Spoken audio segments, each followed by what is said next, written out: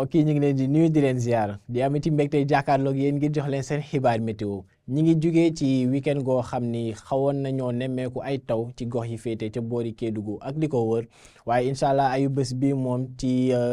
lundi gi incha allah ab tekkaare lañ nar a gën a nemmeeku ci li ëpp wante tàngoor goo xam ne dina xaw a jéggi dayoo dina laal réew yi féete ca boori penk tamit benn pàcc bët gànnaar ak i bët saalum tàngoor googu noonu dinañ ko nemmeeku ci guddi waaye tamit dina ñëwaat ëllëg incha allah ci digg bëccëg ànd ak tamit pënd goo xam ne dina tàmbalee laal gox yi féete ca boori penk bët gànnaar ak benn pàcc digg réew mi donte pënd googee narut a bari incha allah bu ñu jëmee ci faram fàcce bi mbokk yi tàmbalee ko ak animation satellite bi mën ngeen gis ni asamaan si dina néew lu ñu nar a nemmeeku ay niir ci diggante guddib tey jàpp ëllëg lu dul xëy na boori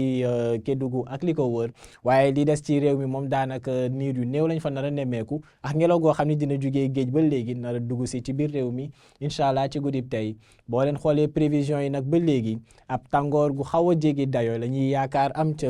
gox yi féetee ca boori penk mën nañu gis ni tamit benn pàcc bët gànnaar ak i bët saalum foofee dinañ fa nemmeeku ay température guddi yoo xam ne dinañu weesu fanweeri degré boo leen xoolee fële ca Tambacounda fanweeri degré ak ñaar lañ fay yaakaar am ci guddi tey jii dina am ay gox yoo xam ne sax ñoo nar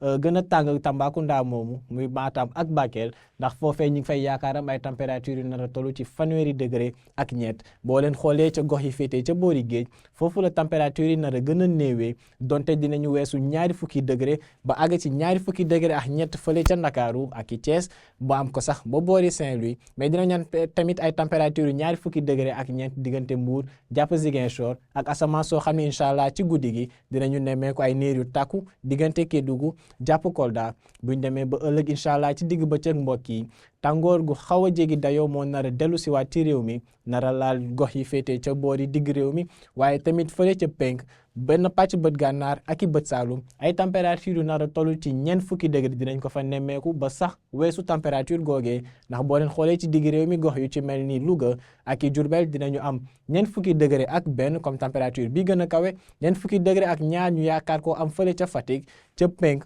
température yi dinañu wéy di kawe ci gox yi féetee ca boor boobee ñeent fukki degré ak ñeent fële ca Bakel Matam dina am ñeent fukki degré ak i ñett waaye ba léegi Kaffrine moom moo nar a wéy di tàng ak température ñeent fukki degré ak juróom yi ñu fa yaakaar am température bii nar a gën a kawe incha allah ci digg bëccëg gi ànd ak tamit asamaan soo xam ne dina am tuuti niir ca gox yi féetee ca sow waaye tamit ca bët gànnaar diggante Saint-Louis jàpp Podor mbokk yi donc jàpp leen incha allah tàngoor gi dina xaw a jéggi dayoo tuuti fii ak ëllëg incha allah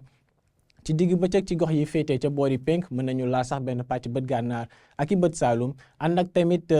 tàngoor goo xam ne ba léegi dina xaw a laal tuuti gox yi féetee ca boori géej gi donte dina xaw a wàññeeku tuuti mu ngi koy méngaleeg lii des ci réew mi lii moo newoon seen xibaar yi ngeen bëggoon a jagleel mbokk yi ci bisub tey ji dañ leen di ñaan ngeen di wéy di topp xibaar yi di kii ci ANACIM ci xarale yi ngeen di gis nii di leen dig daje incha allah ëllëg di leen ñaanal jàmm wasalaam